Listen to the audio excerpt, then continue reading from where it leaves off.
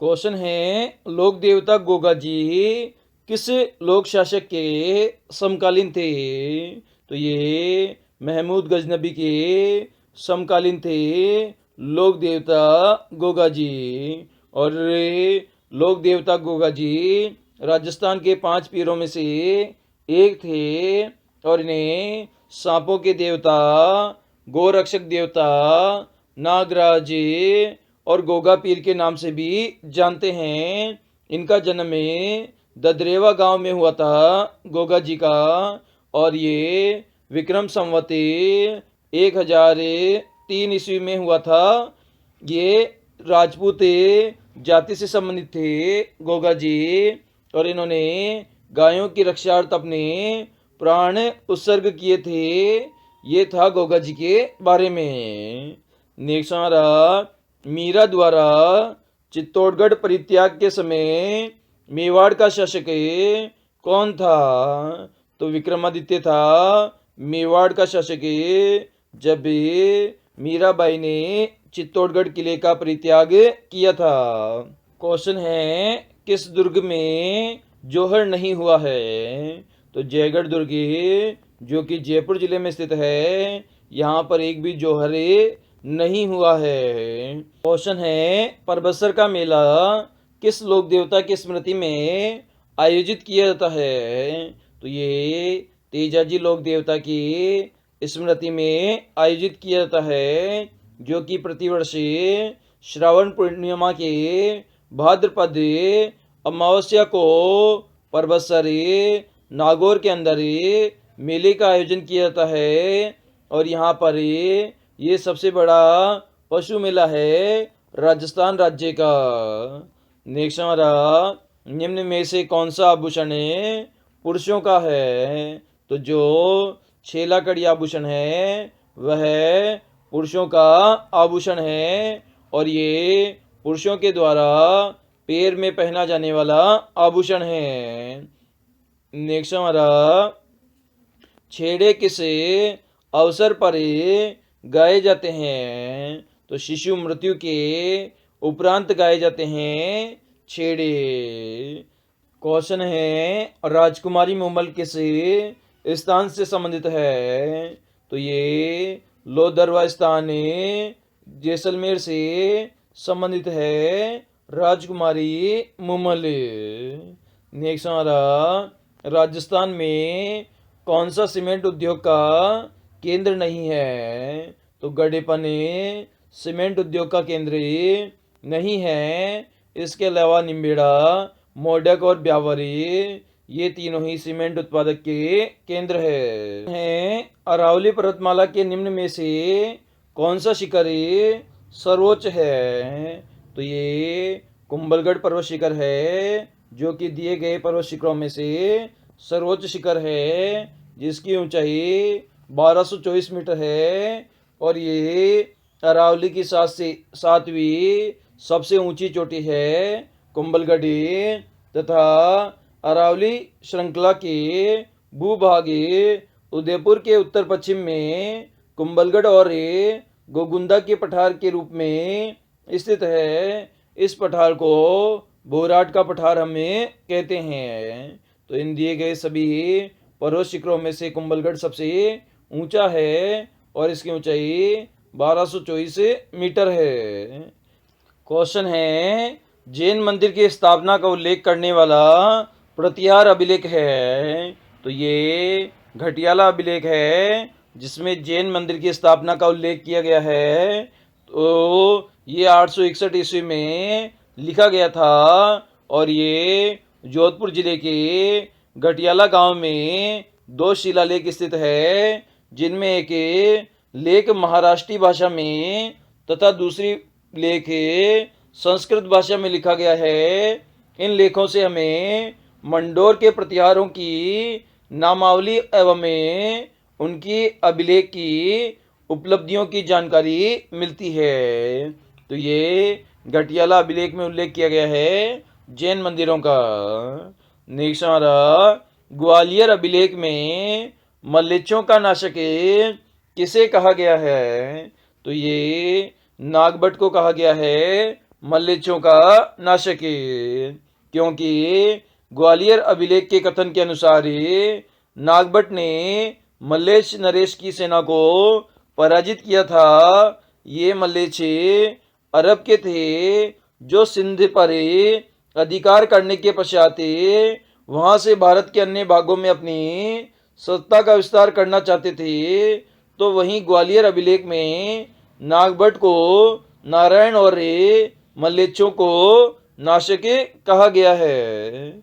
Next हमारा सुल्तान जलालुद्दीन खिलजी ने रणथंबोर अभियान के समय वहां का शासक कौन था? तो हमीर देव था वहां का शासक जब जलालुद्दीन खिलजी ने आक्रमण किया था। तो जब आक्रमण किया था तो ये 2 बार इसने आक्रमण किया था जलालुद्दीन खिलजी ने, लेकिन दोनों ही बार ये असफल रहा था। तब जलालुद्दीन खिलजी ने कहा था कि रणथंबोर दुर्ग को तो मैं एक मुसलमान के बाल के बराबर भी नहीं समझता हूँ। नेक्स्ट हमारा बिजोलिया अभिलेख के अनुसार सांबर झील का निर्माण किसने करवाया था? तो वासुदेव ने करवाया था सांबर झील का निर्माण। नेक्स्ट हमारा खानवे के युद्ध में बाबर के विरुद्ध राणा सांगा के पक्ष में कौन नहीं लड़ा था? तो सूर्यमल नहीं लड़ा था ये राणा सांगा के पक्ष में। नेक्स्ट हमारा किस पुरातात्विक स्थल को धूलकोट के नाम से भी जाना जाता है? तो आहाड़ी पुरातात्विक स्थल को जाना जाता है धूलकोट के नाम से भी। और आहड़ को प्राचीन काल में ताम्रवती नगरी के नाम से भी जाना जाता है, क्योंकि यहाँ पर सर्वाधिक तांबे के उपकरण मिले हैं। और ये जो आहड़ सभ्यता है वह बनास सभ्यता भी कहलाती है, और इसमें इसे स्थानीय भाषा में धूलकोट के नाम से पुकारते हैं, जो कि मृतकों की टीलों की सभ्यता होती है। नेक्स्ट हमारा अकबर के संरक्षण में मानसिंह द्वारा अपना पहला सैनिक अभियान किसके विरुद्ध हुआ था? तो ये सुरजनहांडा के विरुद्ध हुआ था पहला सैनिक अभियान मानसिंह का। तो इसमें रणथंबोर का शासक था सुरजनहांडा। उसे समझाने के लिए मानसिंह और भगवान दास दोनों ने समझा कर मध्यस्थता की थी अकबर और सुरजनहांडा के मध्य। और सुरजनहांडा ने किले की चाबियां अकबर को सौंप दी थी। तो ये था पहला सैनिक अभियान मानसिंह का। नेक्स्ट हमारा जयपुर राज्य में मीणा सुधार समिति का गठन किस स्थान पर हुआ था? तो ये नीम का थाना स्थान पर हुआ था मीणा सुधार समिति का गठन। तो ये इसकी अध्यक्षता मगन सागर जी ने की थी, और यहाँ पर एक विशाल सम्मेलन हुआ था। इस सम्मेलन में जयपुर राज्य मीणा सुधार समिति का गठन हुआ था, और इस समिति के अध्यक्ष वंशीधर शर्मा, मंत्री राजेंद्र कुमार, संयुक्त मंत्री लक्ष्मी नारायण बनाए गए थे। इसमें तीन सूत्री कार्यक्रम सामने रखे गए थे, जिसमें मीणा जाति में व्याप्त बुराइयों का उन्मूलन करना और जरायम पेशा तथा दादरसी जैसे कानून रद्द करवाने के लिए आंदोलन करना और चौकीदारी प्रथा समाप्त करना, ये 3 सूत्री कार्यक्रम में रखे गए थे मीणा सुधार समिति के द्वारा। नेक्स्ट हमारा डाबड़ा कांडे किस क्षेत्र के किसानों से संबंधित है? तो ये जोधपुर के किसानों से संबंधित है डाबड़ा कांडे, जो कि जागीरदारों के जुल्म के विरुद्ध किसान सभा और मारवाड़ लोक परिषद ने 13 मार्च 1947 ईस्वी को डीडवाना परगने के डाबड़ा गांव में एक संयुक्त अधिवेशन किया था, जिस पर पुलिस ने हमला किया था और 12 जनों की मृत्यु हो गई थी इसमें। तो वहीं महाराजा हनुवंत सिंह ने 3 मार्च 1948 को जयनारायण व्यास को मुख्यमंत्री बनाया, जिन्होंने उत्तरदायी शासन की स्थापना की दिशा में कदम उठाए और इस हत्याकांड को पूरे देश में समाचार पत्रों जैसे वंदे मातरम में, जयपुर के लोकवाणी, जोधपुर के प्रजा सेवक, दिल्ली के हिंदुस्तान टाइम्स ने इस डाबड़ा कांड में हुए हत्याकांड की निंदा की। मेवाड़ प्रजामंडल के प्रथम अधिवेशन का अध्यक्ष कौन था? तो माणिक्यलाल वर्मा था प्रथम अधिवेशन का अध्यक्ष, और ये 25 से 26 नवंबर 1941 को यह अधिवेशन हुआ था। और इसमें भारतीय राष्ट्रीय कांग्रेस के नेता आचार्य कृपलानी और विजय लक्ष्मी पंडित ने भी भाग लिया था मेवाड़ प्रजामंडल के प्रथम अधिवेशन में। नेक्स्ट हमारा, किस समिति ने मत्स्य संघ के व्रत राजस्थान में विलय की अनुशंसा की थी? तो ये शंकर राव समिति ने अनुशंसा की थी। कब की थी? 15 मई सन 1949 को कि मत्स्य संघ को व्रत राजस्थान में मिला दिया जाए। नेक्स्ट हमारा, चंद्रसेन अपने राज्य की आम जनता में अलोकप्रिय क्यों हो गए थे? तो महाजन वर्ग से धन लूट के कारण जनता में अलोकप्रिय हो गए थे चंद्रसेन, क्योंकि इन्होंने 1570 का जो नागौर दरबार में जोधपुर के राजा चंद्रसेन ने हिस्सा लिया, लेकिन जब चंद्रसेन दरबार में पहुंचे तो पहले ही उनके बड़े भाई मोटा राजा उदय सिंह को वहां पाकर बिना अधीनता स्वीकार किए जोधपुर लौट गए। तब अकबर ने नाराज होकर हुसैन कुली खां को जोधपुर पर आक्रमण करने के लिए भेजा, और यहाँ से जोधपुर अकबर के कब्जे में आ गया था। तो ये था चंद्रसेन के बारे में। क्वेश्चन है, मारवाड़ म्यूरल्स के लेखक कौन है? तो रामावतार अग्रवाल है मारवाड़ी म्यूरल्स के लेखक।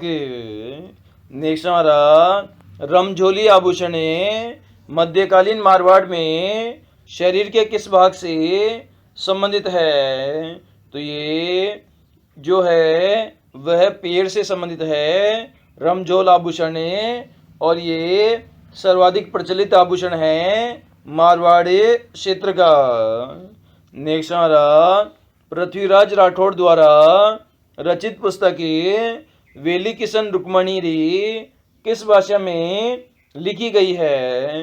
तो ये डिंगल भाषा में लिखी गई है, जो कि कवि पृथ्वीराज राठौड़ ने गागरोन दुर्ग में बैठकर लिखी थी। और इसमें दुस्सा अठा के इस ग्रंथ को 5वां वेद भी कहा जाता है, और ये टेसी टोरी ने पृथ्वीराज राठौड़ को डिंगल भाषा का हेरोस कहा है। नेक्स्ट हमारा, गीदड़ नृत्य का संबंध किस क्षेत्र से है? तो शेखावाटी क्षेत्र से संबंधित है गीदड़ नृत्य, जो कि रामगढ़, सीकर, सुजानगढ़, लक्ष्मणगढ़ और चूरू में गीदड़ नृत्य किया जाता है। और ये विशाल पुरुषों, केवल इसमें महिलाएं शामिल नहीं होती है गीदड़ नृत्य में, और यहाँ पर व्यक्ति महिलाओं की पोशाक धारण करके भाग लेते हैं। नेक्स्ट हमारा, ओसिया के जैन मंदिर किस जिले में स्थित है? तो ये जोधपुर जिले में स्थित है ओसिया के जैन मंदिर, और ये मंदिर स्थापत्य कला की महामारू शैली में विकसित किए गए हैं। और यहाँ पर महावीर जी का मंदिर भी है जोधपुर में, जो कि काफ़ी दर्शनीय है। नेक्स्ट हमारा दादू पंत का साहित्य किस भाषा में संग्रहित है? तो ये ढूंढाड़ी भाषा में संग्रहित किया गया है दादू पंत के साहित्य को।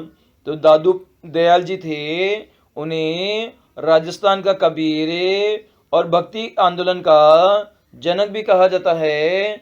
और इन्होंने 1568 ईस्वी में पहली बार सांभर में अपना उपदेश दिया था और यहीं पर 1574 में दादू पंथ की स्थापना की गई थी।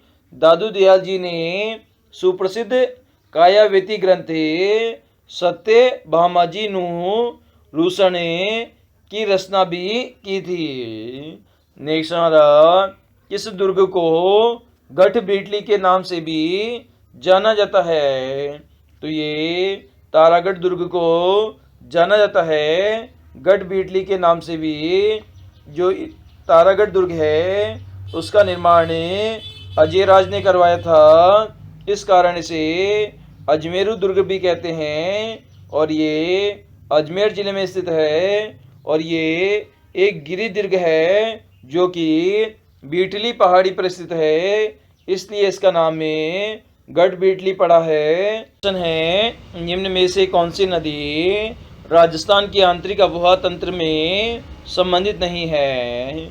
तो मित्री नदी राजस्थान के आंतरिक आबोहवा तंत्र से संबंधित नहीं है, क्योंकि जो मित्री नदी है वह जोधपुर में लगभग 81 किलोमीटर की दूरी में प्रभावित होती है और ये कर्नावल गांव के माध्यम से मंगला गांव के निकट लूनी नदी में मिल जाती है मित्री नदी।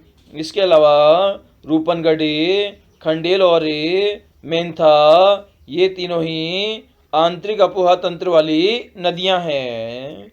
नेक्स्ट हमारा राजस्थान के 12वां ज्योतिर्लिंग कहाँ पर स्थापित है? तो ये शिवाड़ में स्थापित है 12वां ज्योतिर्लिंग राजस्थान में, जो घुमेश्वर महादेव जो कि शिवाड़ गांव में स्थित है। यह सवाई माधोपुर जिले के अंतर्गत आता है, इसमें ये ज्योतिर्लिंग स्थित है।